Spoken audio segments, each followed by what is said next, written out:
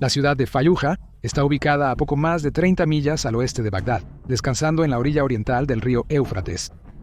Una ciudad industrial densamente poblada, en el año 2004 fue un bastión del partido Ba'ath de Saddam Hussein, y después de la inicial batalla de Fallujah en la primavera de 2004, se convirtió en un centro extremista, atrayendo insurgentes de ciudades cercanas. Aunque una unidad de seguridad iraquí recién formada llamada la Brigada de Fallujah había sido encargada de cuidar la ciudad y prevenir el regreso de los insurgentes, la presencia de la brigada fue efímera. Los miembros de la brigada estaban desinteresados en el conflicto y la confrontación. El grupo se disolvió y algunos se unieron a la insurgencia. Así, en los meses siguientes, Fallujah volvió a caer en manos de los extremistas. Las estimaciones aproximadas sitúan alrededor de 4.500 insurgentes en Fallujah a finales, y aunque el iraquí gobierno interino intentó extinguir a los insurgentes por sí mismos, no lograron hacerlo. Los extremistas siguieron caminando por las calles, mezclándose con las multitudes, fácilmente ocultos en un paisaje urbano extenso y densamente poblado. Esto causó preocupación tanto a los funcionarios iraquíes como a los estadounidenses, ya que las primeras elecciones generales se acercaban en enero de 2005, y ambos gobiernos temían que los insurgentes socavaran el proceso y que se impidiera a los ciudadanos emitir su voto. Estas preocupaciones finalmente incentivaron a las figuras políticas y militares de Estados Unidos, Reino Unido e Irak a retomar la ciudad de Fallujah. El ataque planeado contra los insurgentes dentro de la ciudad originalmente se denominó Operación Phantom Fury, pero el primer ministro iraquí pronto lo renombró Operación Al-Fajr, para mostrar que en efecto era una misión apoyada por Irak. Los principales objetivos de la operación eran derrotar a las fuerzas de oposición, ocupar la ciudad y eliminar tanto los escondites de los insurgentes como sus suministros.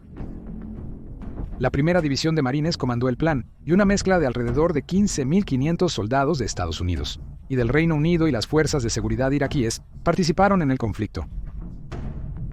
Se arrojaron folletos desde el aire a la ciudad para alertar a los civiles del ataque inminente e instarlos a evacuar. Aquellos que se rezagaran serían considerados enemigos. Para motivar a los ciudadanos a retirarse, las fuerzas de coalición tenían periodistas integrados en sus unidades, que reportaban el maltrato de los insurgentes hacia las fuerzas de seguridad y los locales. La campaña pronto demostró ser efectiva. Al inicio del conflicto, solo unos 30.000 civiles se quedaron. Los insurgentes, preparándose para el ataque, construyeron y plantaron cientos de IEDs, excavaron túneles bajo edificios para escapar y ocultaron depósitos de suministros accesibles durante los combates. Porque creían que las fuerzas de la coalición atacarían desde el sur o sureste, concentraron la mayoría de sus defensas aquí. Mientras tanto, las fuerzas de la coalición se prepararon analizando los errores de la primera batalla de Fallujah y las lecciones aprendidas de ese conflicto inicial. Al final, concluyeron que debían recopilar inteligencia, posicionar sus fuerzas y dedicar más tiempo a prepararse y planificar.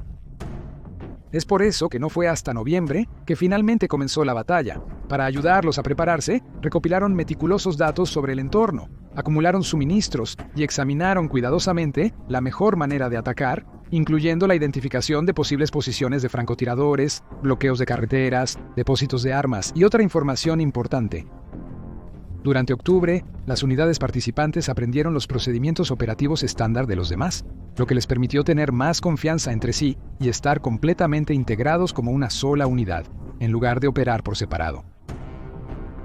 Las fuerzas de la coalición también buscaron despistar al enemigo realizando ataques de sondeo en el sur y sureste de la ciudad, para hacerles creer que este sería el punto de su ataque. Construyeron una base militar falsa. La operación finalmente comenzó en la noche del 7 de noviembre, cuando la Fuerza de Tarea Wolfpack, que consistía en varias unidades del Ejército y la Marina de los Estados Unidos, irrumpió en Fallujah desde el oeste de la ciudad. Las fuerzas de la coalición primero aseguraron un hospital que la inteligencia había determinado que se estaba utilizando como centro de comando, y luego capturaron 2 puentes fuera de la ciudad, dificultando los movimientos insurgentes dentro y fuera de Fallujah. Al día siguiente, comenzó un bombardeo aéreo de 12 horas en el sur y sureste de la ciudad para distraer a los insurgentes y hacerles creer que solo estaban siendo atacados desde esta dirección. Se enviaron más unidades a la frontera iraquí-siria para cerrar los puntos de entrada y evitar que entraran refuerzos enemigos, así como para detener la huida de los insurgentes. Según lo planeado, las defensas de los insurgentes se ubicaron en gran medida en el sur y sureste, dejando el norte de la ciudad libre de muchas de las trampas que se habían colocado. Esto permitió a las fuerzas de la coalición evitar las defensas mientras entraban y capturaban varias áreas de la ciudad, y finalmente cortaron la energía eléctrica para obstaculizar las operaciones insurgentes. Las fuerzas de Tarea usaron métodos distintos al despejar el norte de la ciudad entre el 8 y 9 de noviembre. Algunos creían que lo mejor era despejar todos los edificios posibles, ralentizando el avance, pero evitando que los insurgentes se escondieran o escaparan. Otros, sin embargo, solo revisaban los edificios desde los cuales recibían fuego, lo que les permitía moverse más rápido y cubrir más terreno. Sin embargo, estos distintos enfoques entorpecieron los esfuerzos de las fuerzas de la coalición. El 9 de noviembre, en el noreste de la ciudad, una unidad blindada llamada Fuerza de Tarea 22 se movió rápidamente por la ciudad, mientras que una unidad de marines que también estaban en el área luchaba para moverse tan rápido debido a la falta de armadura. Así, dependieron del fuego de artillería y el apoyo aéreo, que no siempre estaba disponible, ya que atendía las necesidades de otras unidades en toda la ciudad. Los insurgentes pronto notaron que podían evadir a la Fuerza de Tarea 22 y atacar a los marines desarmados cuando la Fuerza de Tarea se había ido. Esto obligó a la Fuerza de Tarea 22 a regresar a áreas que ya habían despejado para ayudar a las unidades de marines expuestas. Aunque esto ralentizó el ritmo general de las fuerzas de la coalición e hizo que la batalla inicial fuera un poco más complicada de lo esperado, para el final del día, el 9 de noviembre, varias unidades lograron llegar a la mitad de la ciudad. En los días siguientes, las tropas de la coalición siguieron su avance hacia el sur. A pesar de sus mejores preparativos, no siempre fue fácil predecir qué áreas resultarían ser más difíciles que otras. Mientras algunas zonas de la ciudad ofrecían poca resistencia, las tropas estadounidenses e iraquíes enfrentaron fuego intenso en otras áreas. Como resultado, comenzaron a emplear una rutina de ordenar primero un ataque aéreo, seguido de artillería o morteros, antes de que finalmente la infantería comenzara a avanzar. Se ingresaría a un edificio por vez para despejarlo. A estas alturas, los insurgentes preferían quedarse y luchar desde dentro de los edificios, ya que combatir en las calles había demostrado ser demasiado difícil. A menudo luchaban en grupos de 4 a 12 y utilizaban IEDs, RPGs y otras armas, y mientras algunos luchaban antes de hacer una escapada, otros se quedaban y luchaban hasta la muerte. Por la noche, las tropas podían descansar un poco, ya que por razones desconocidas los insurgentes no atacaban en la oscuridad. La escala del conflicto era enorme, y como tal, también lo era la cantidad de recursos utilizados. Esto se debe en parte a que las operaciones urbanas ofensivas pueden usar 4 veces más municiones en comparación con otras campañas debido a la naturaleza del terreno. Permite esconder objetivos y puede usarse fácilmente con fines defensivos. Se informó más tarde que las fuerzas de la coalición dispararon alrededor de 4.000 rondas de artillería y alrededor de 10.000 rondas de mortero durante el conflicto, mientras que los aviones y helicópteros de ataque lanzaron alrededor de 318 bombas, dispararon 391 cohetes y despacharon 93.000 rondas de ametralladora mientras apoyaban a las tropas en el suelo.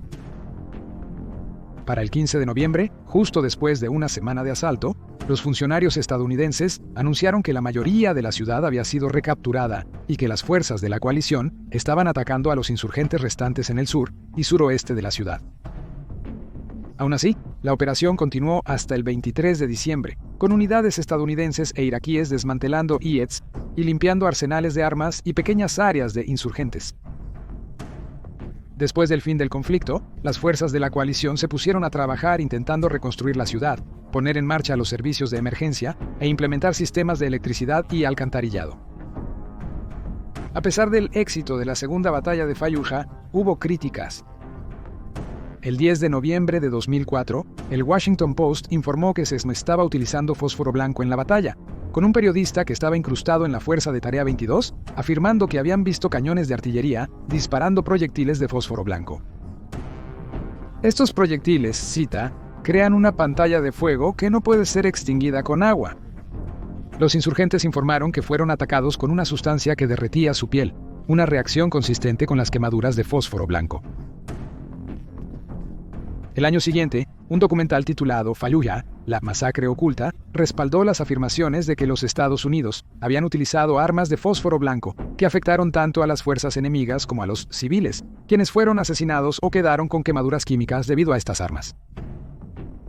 Los informes de noticias de 2004 también señalaron que se habían encontrado cadáveres parcialmente quemados o derretidos, mientras que el documental de 2005 mostró imágenes gráficas de quemaduras químicas tan severas que habían penetrado hasta los huesos de los civiles, incluyendo niños.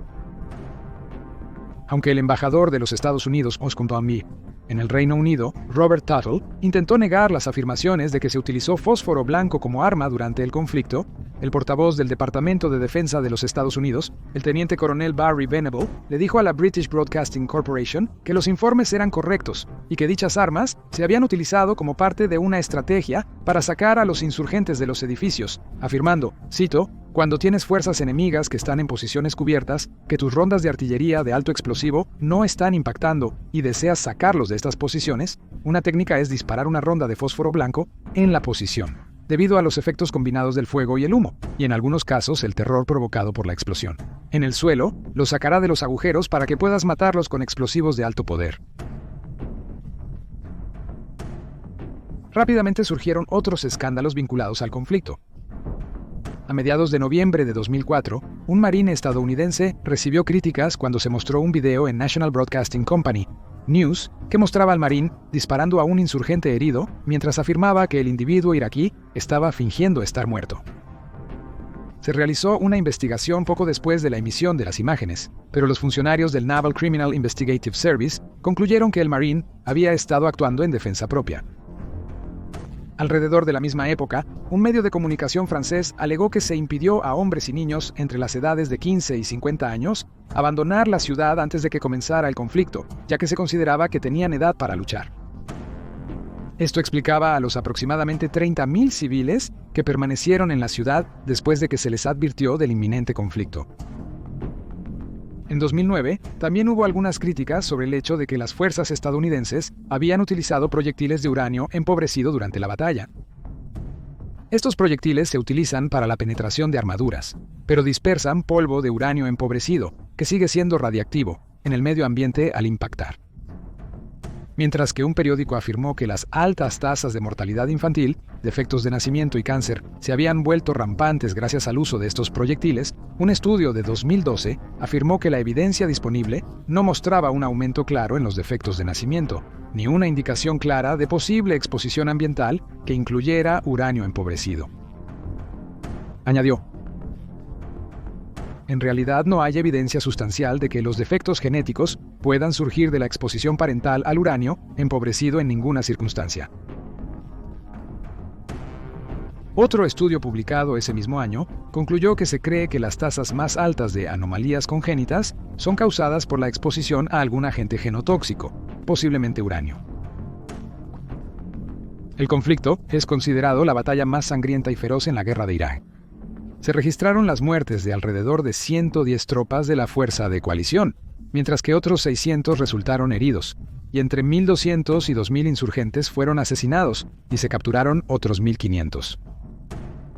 Además de esto, se estima que 800 civiles fueron asesinados en medio de todo, y eso no tiene en cuenta a los cientos de soldados que regresaron a casa como personas diferentes, y las muchas tropas que se quitaron la vida después de enfrentar condiciones tan pesadillas.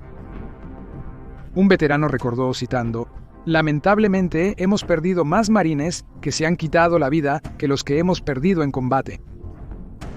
Nada es más desgarrador que perder a alguien por suicidio después de que sobrevivieron a todo lo que hicieron».